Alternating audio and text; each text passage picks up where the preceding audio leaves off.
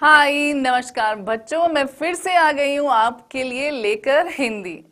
इससे पहले कि हम कहानी की तरफ बढ़ें, याद रखिए अगर आपको करनी है हिंदी से प्रीत, देन लर्न विथ मीत। जी, बढ़ते हैं हमारी कहानी की तरफ। इससे पहले कि मैं आपको कहानी के बारे में कुछ बताऊं, मैं आपसे पूछना चाहती हूं एक सवाल। जी, क्या आप जानते हैं हम किसके बारे में बात करने वाले हैं? हम उनके बारे में बात करने वाले हैं जो थे नाव चलाने वाले के बेटे। और कहां पहुंचे वहां वो पता है? वो पहुंचे रॉकेट्स पे। वो थे हमारे एरोस्पेस साइंटिस्ट। जी, और वो एक छोटे से कस्बे में रहते थे, एक छोटे से शहर में रहते थे। और वो कहां पहुंचे? राष्ट्रपति भवन। आपको लगता है ये सफर आसान रहा होगा? नहीं, वो सफर बहुत मुश्किल था, पर उन्होंने कभी हिम्मत नहीं हारी। वो हमें देते हैं प्रेरणा। तो अगर आप सच्ची लगन से, सच्ची मेहनत से, अगर आप सही दिशा से, सही सोच से आगे बढ़ेंगे तो बच्चों आपको कोई नहीं रोक सकता। जी हाँ, अच्छी तरह पढ़िए, मेहनत कीजिए, लगन कीजिए, रुकिए मत। बढ़ने का नाम है जिंदगी। ये हमें सिखाया है हमारे अब्दुल कलाम जी ने, जो हमारे राष्ट्रपति भी बने। तो अब बढ़ते हैं हमारी कहानी की तरफ। मेरा बचपन, जो है लिखी अब्दुल कलाम जी द्वारा। जी हाँ बच्चों, ये बहुत ही प्रेरणाजनक कहानी है। तो आइए उनके बारे में और जानते हैं, करते हैं इनका परिचय। तो इनका पूरा नाम था अउल फकीर जैनुल आबदीन अब्दुल कलाम, जिनका जन्म हुआ था 15/10/1931 यानी कि 15 अक्टूबर 1931 को हुआ था। बड़े वैज्ञानिक डॉक्टर APJ अब्दुल कलाम जी 25/7/2002 यानी कि 25 जुलाई 2002 से 24 जुलाई 2007 तक हमारे देश के राष्ट्रपति थे। देश के आदर्श तथा जनवादी राष्ट्रपति के नाम से भारत के करोड़ करोड़ हृदयों में प्रतिष्ठित कलाम जी अपनी 82 वर्षों की उम्र में भी अनेकानेक सामाजिक प्रगतिशील आंदोलनों में अत्यंत सक्रिय रहे। तो उन्होंने बहुत सारे आंदोलन किए जिसमें वो बहुत सफल भी रहे। बच्चों तथा युवकों के चैतन्यशील, बच्चों और युवकों के लिए उन्होंने एक चैतन्यशील एवं बहुमुखी व्यक्तित्व के निर्माणार्थ के आपके नए अभियान का मंत्र था। तो बच्चों और युवकों के लिए उनका एक मंत्र था। क्या था वो मंत्र? मैं क्या दूं। मैं क्या दूं यानी कि आप क्या दे सकते हैं, किसके लिए? देश के लिए। स्व परिवर्तन की ओर उन्मुख इस अभियान का उद्देश्य था ईमानदार कार्य एवं ईमानदार का नाम। होमपाल अभियान द्वारा आप बचपन में ही इन सवालों को बोना चाहते थे। वो बचपन से ही इन सवालों को बोना चाहते थे कि मैं देश के लिए क्या दे सकता हूं, कि हम देश के लिए क्या दे सकते हैं। हम हमेशा ये सोचते हैं देश ने हमें दिया क्या है, पर अब्दुल कलाम जी क्या कहते हैं? वो बोलते हैं कि आप ये सवाल अपने आप से करो कि आप देश के लिए क्या दे सकते हैं। समाज एवं परिसर के लिए क्या कर सकता हूं? मैं समाज के लिए क्या कर सकता हूं? आखिर मैं ऐसा क्या करूं कि समाज अच्छा बने, स्वस्थ बने। तो आगे बढ़ते हैं पाठ के आशय की तरफ। हम इसके बारे में पढ़ेंगे कि ये कहानी क्यों लिखी गई थी। भारत के राष्ट्रपति कलाम जी का जीवन सादगी का मिसाल था। उन्होंने अपना जीवन बड़ी ही सादगी में बिताया था। उनके माता पिता का परिश्रम, उनकी मेहनत, यानी उनके माता पिता की मेहनत, आंडबरहीन जीवन सबके लिए आदर्श प्राय था। तो उनका जो जीवन उन्होंने जो सादगी में बिताया और उनके जो वैल्यूज थे, जो डिसिप्लिन थे, वो सबके लिए एक मिसाल है। उनका परिवार अतिथियों की सेवा से संतृप्त था। जब भी उनके घर में कोई अतिथि आता था, यानी कोई गेस्ट आता था, तो उनके परिवार वाले उनका स्वागत बहुत अच्छे से करते थे। उनका परिवार धार्मिक एकता को मानता था। धार्मिक एकता यानी उनमें कोई भेद नहीं था कि कौन हिंदू, कौन मुसलमान, कौन क्रिश्चियन, कौन ईसाई और कौन सिख। बच्चों के चैतन्यशील बहुमुखी व्यक्तित्व के निर्माण के लिए ऐसे आदर्श व्यक्तियों की जीवनी प्रेरणाप्रद है। तो वो कहते हैं कि उनका जीवन इतना सिंपल, इतना सादगी में बीता, फिर भी प्रेरणादायक है ना बच्चों? कि वो चाहते थे कि इंसान अपना मूल्य खुद जाने, इसीलिए वो प्रेरणा दे रहे हैं कि आपको कोई भी चीज रोक नहीं सकती। अगर आप कुछ करना चाहो तो पूरी शिद्दत, पूरी मेहनत से कीजिए, आपको कोई रोक ही नहीं सकता, आप हमेशा आगे बढ़ेंगे। तो ये था उनका पाठ का आशय। आइए बढ़ते हैं कहानी की तरफ। मेरा जन्म मद्रास राज्य, यहाँ पर अब्दुल कलाम जी कह रहे हैं कि उनका जन्म मद्रास राज्य, जो अब तमिलनाडु में है, के रामेश्वरम कस्बे में एक मध्य वर्गीय परिवार में हुआ था। तो उनका जन्म जो हुआ था वो एक मिडिल क्लास फैमिली, मध्य वर्गीय यानी मिडिल क्लास फैमिली में हुआ था। मेरे पिता जैनुल आबदीन की कोई बहुत अच्छी औपचारिक शिक्षा नहीं हुई थी और ना ही वे कोई बहुत धनी व्यक्ति थे। तो इनकी जो शिक्षा थी वो औपचारिक यानी कि फॉर्मल एजुकेशन एज सच उनकी हुई नहीं थी। वो बहुत ही धनी व्यक्ति नहीं थे, ना ही वो गरीब थे, ना ही धनी थे, मिडिल क्लास। इसके बावजूद वह बुद्धिमान थे, इसके बाद भी वो बुद्धिमान थे और उनमें उदारता की सच्ची भावना थी। तो ये हम किसके बारे में बात कर रहे हैं?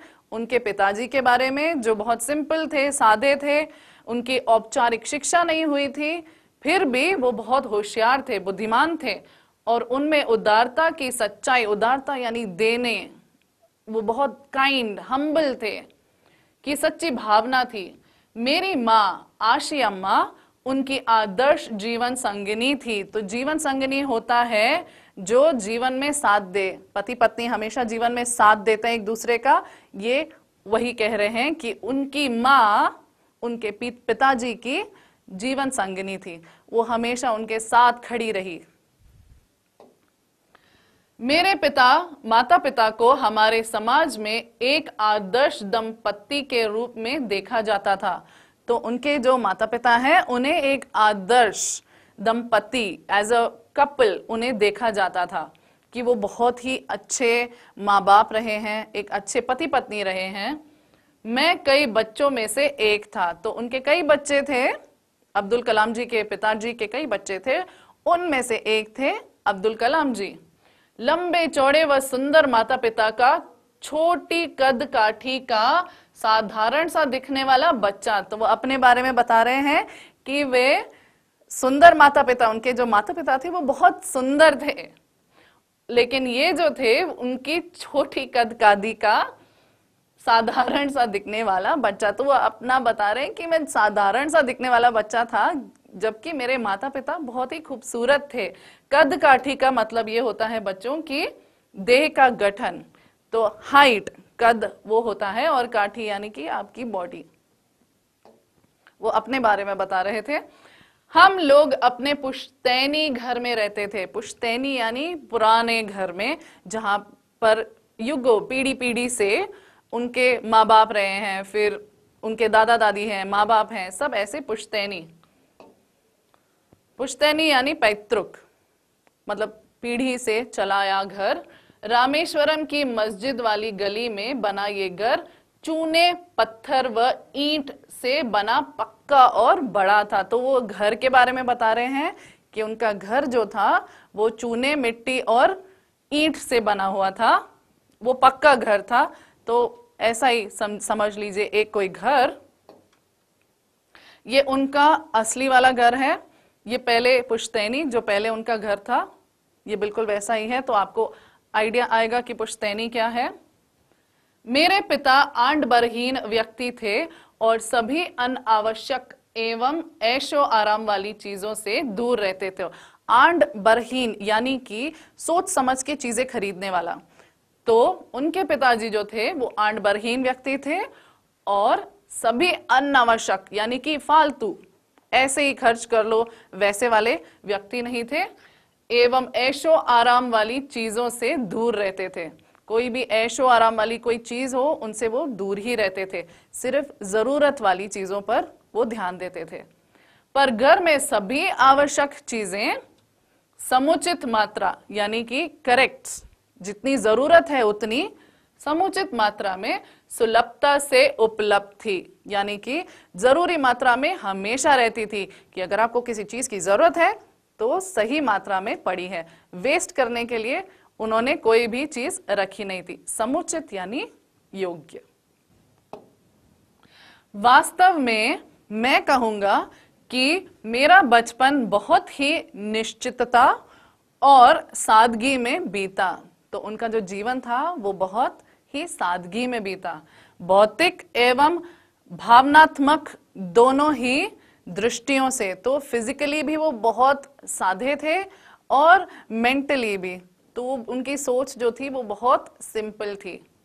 मैं प्रायः अपनी माँ के साथ ही रसोई में नीचे बैठकर खाना खाया करता था। मतलब वो इतने सिंपल थे कि वो बैठते थे नीचे, अपनी माँ के साथ खाना खाते थे। वह मेरे सामने केले का पत्ता बिछाती, बनाना लीफ, और फिर उस पर चावल एवं सुगंधित स्वादिष्ट सांबर डालती। साथ में घर का बना अचार और नारियल की ताजी चटनी भी होती। तो उनका खाना जो वो भी बहुत सिंपल था। प्रतिष्ठित शिव मंदिर जिसके कारण रामेश्वरम प्रसिद्ध तीर्थ स्थल है।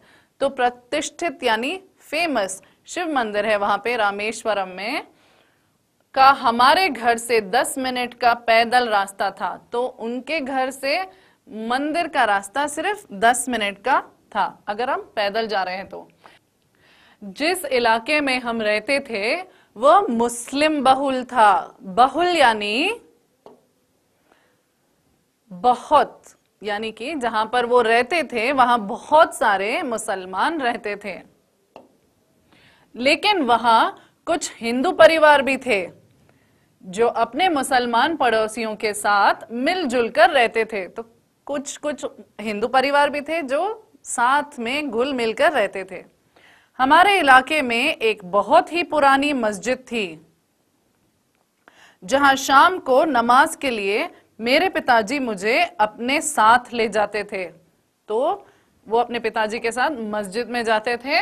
रामेश्वरम मंदिर के सबसे बड़े पुजारी पक्षी लक्ष्मण शास्त्री मेरे पिताजी के अभिन्न मित्र थे। अभिन्न मित्र यानी कि उनके बहुत अच्छे दोस्त थे। आध्यात्मिक यानी कि स्पिरिचुअल मामलों पर चर्चाएं करते रहते। कौन करते? वो दोनों। जब मैं प्रश्न पूछने लायक बड़ा हुआ तो जब उनके पिताजी और उनके दोस्त स्पिरिचुअलिटी के बारे में बात करते थे तो अब्दुल कलाम जी बोल रहे हैं कि जब मैं प्रश्न पूछने लायक बड़ा हुआ तो मैंने पिताजी से नमाज की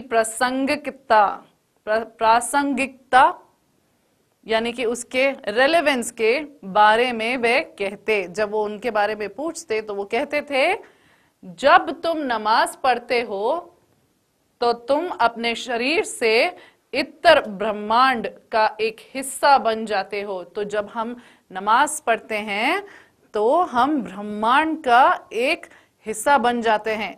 हम दोनों एक होते हैं जिसमें दौलत, आयु, जाति या धर्म, पंथ का कोई भेदभाव नहीं होता।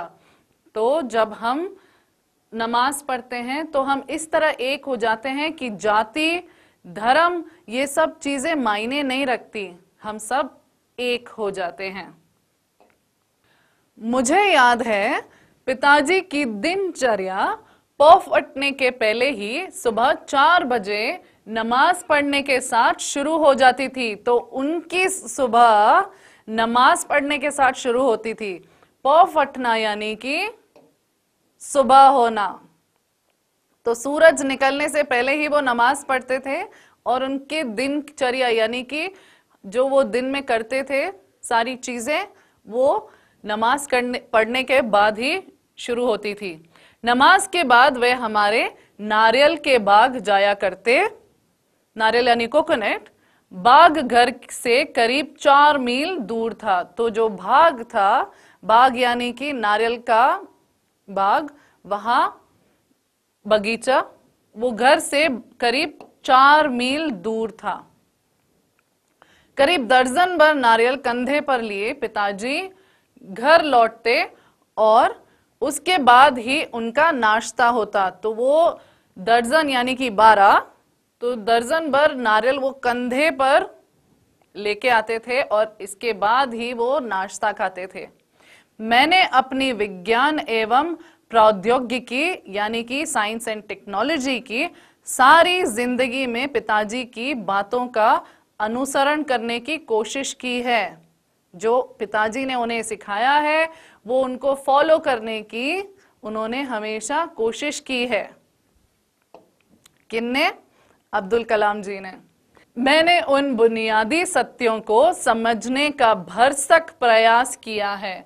बुनियादी, बुनियादी यानी कि फाउंडेशन।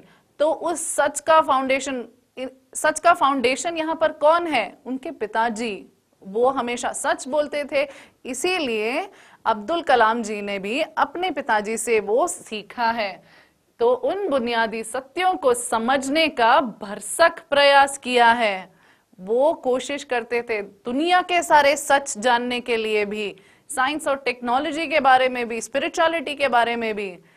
तो कि ऐसी कोई देवी शक्ति जरूर है, ऐसी कोई शक्ति जरूर है जो हमें भ्रम, दुखों, विषाद और असफलता से छुटकारा दिलाती है। तो वो कह रहे हैं कि वो उस शक्ति को जानना चाहते थे। ऐसी शक्ति, देवी शक्ति है जो हमें इन बुराइयों से, विषाद यानी बुराइयां, दुखों से, गम से, हमें असफलता से छुटकारा दिलाती है तथा सही राह दिखाती है, सही रास्ता हमें दिखाती है।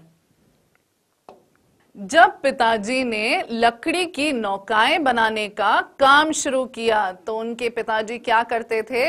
लकड़ी यानी कि वुडन नौकाएं, बोट्स बनाते थे, लकड़ी की बोट्स। उस समय मैं 6 साल का था। तब अब्दुल कलाम जी 6 साल के थे जब उनके पिताजी लकड़ी की नौकाएं बनाते थे। ये नौकाएं तीर्थयात्रियों को रामेश्वरम से, तीर्थ यात्रा यानी कि होली पिलग्रिमेज, जैसे मुसलमान मेक्का जाते हैं वैसे ही हिंदू तीर्थ स्थल जाते हैं और उसमें से एक रामेश्वरम है। तो रामेश्वरम से धनुषकोडी सेत्तुकराई भी कहा जाता है, जिसे तक ले जाने के काम आती थी। तो उनकी जो नौकाएं हैं वो एक जगह से दूसरी जगह, रामेश्वरम से धनुषकोडी तक लेके जाने के काम आती थी। एक स्थानीय ठेकेदार अहमद जलालुद्दीन के साथ पिताजी समुद्र तट के पास नौकाएं बनाने लगे। तो ठेकेदार यानी कि कॉन्ट्रैक्टर, जो कॉन्ट्रैक्ट लेता है इन सब चीजों का, तो वो जलालुद्दीन थे। उसके साथ बैठ के वो समुद्र तट यानी कि किनारे, समुद्र के किनारे वो बैठकर नौकाएं बनाते थे। बाद में अहमद जलालुद्दीन की मेरी बड़ी बहन ज़ोहरा के साथ शादी हो गई। तो उनकी जो बड़ी बहन थी ज़ोहरा, उनकी शादी जलालुद्दीन के साथ हो गई। नौकाओं को आकार लेते हुए मैं गौर से देखता था। तो अब्दुल कलाम जी गौर से देखते थे कि ये नौकाएं कैसे बन रही हैं। पिताजी का कारोबार काफी अच्छा चल रहा था, काफी अच्छा चल रहा था उनका कारोबार। कारोबार यानी कार्य, व्यापार। जैसे मेरे पिताजी का कारोबार बिजनेसमैन है, तो कोई डॉक्टर होता है कि कोई लॉयर होता है ना?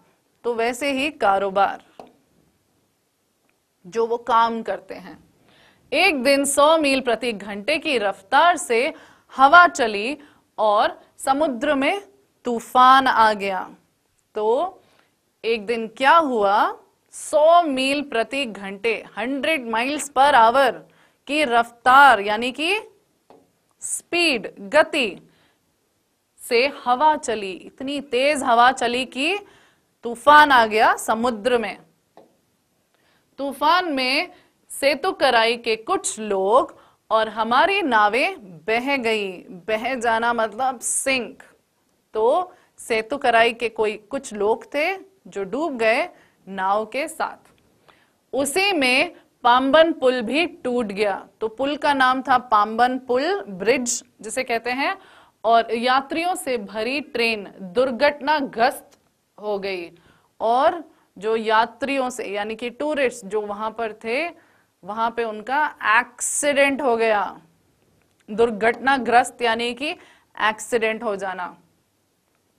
तब तक मैंने सिर्फ समुद्र की खूबसूरती को ही देखा था।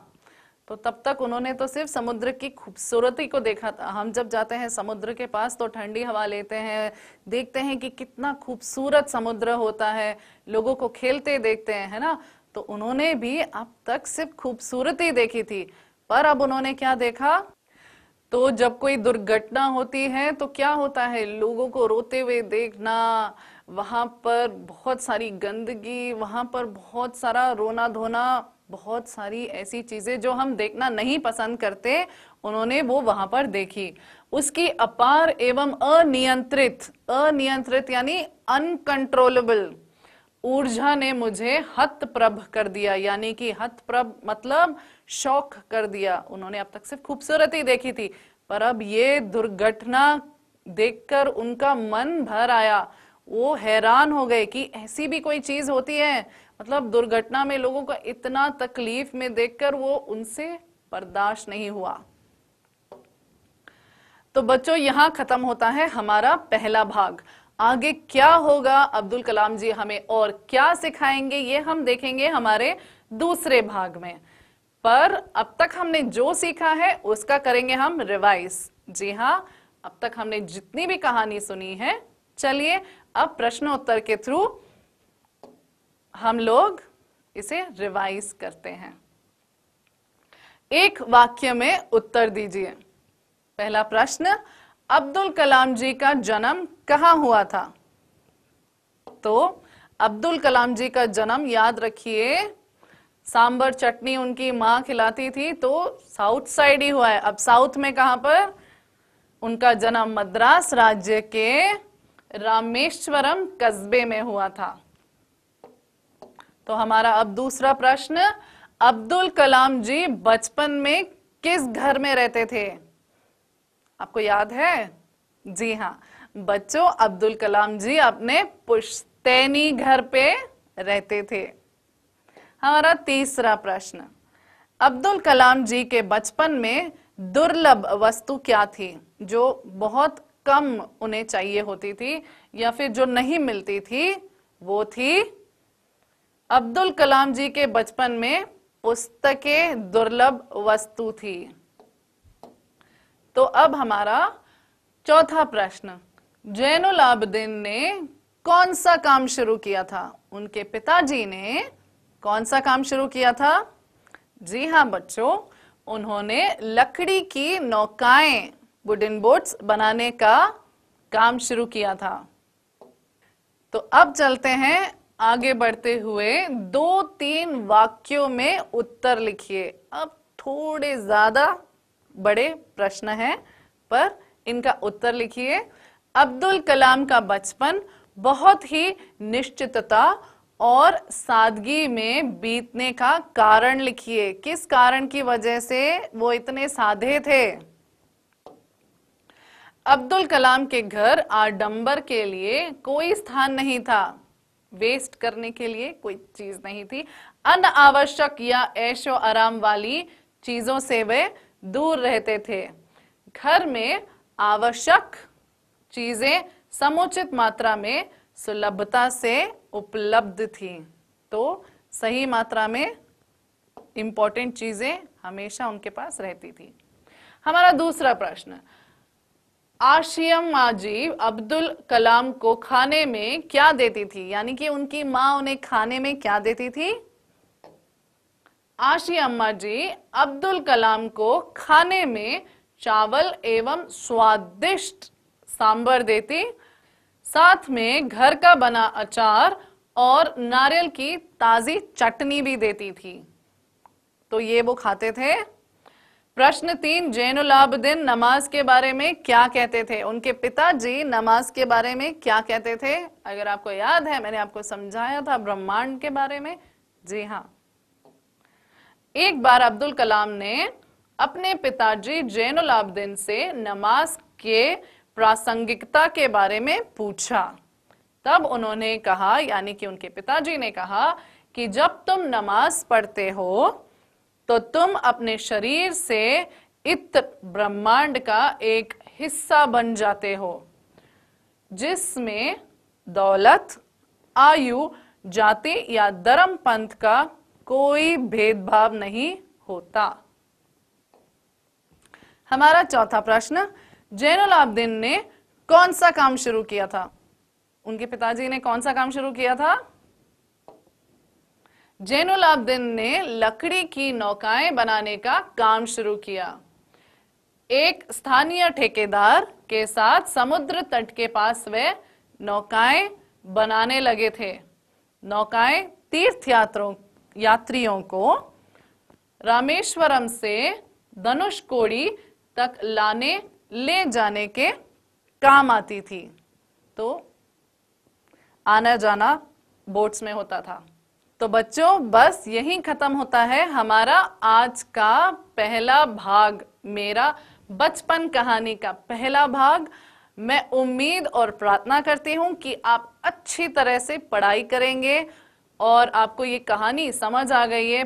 बच्चों, प्रेरणा लीजिए, अच्छी तरह पढ़िए। अब्दुल कलाम जी ने भी बड़े मेहनत और शिद्दत के साथ ये काम किया था। आप भी उसी शिद्दत और मेहनत के साथ पढ़ाई कीजिए। नमस्कार, धन्यवाद।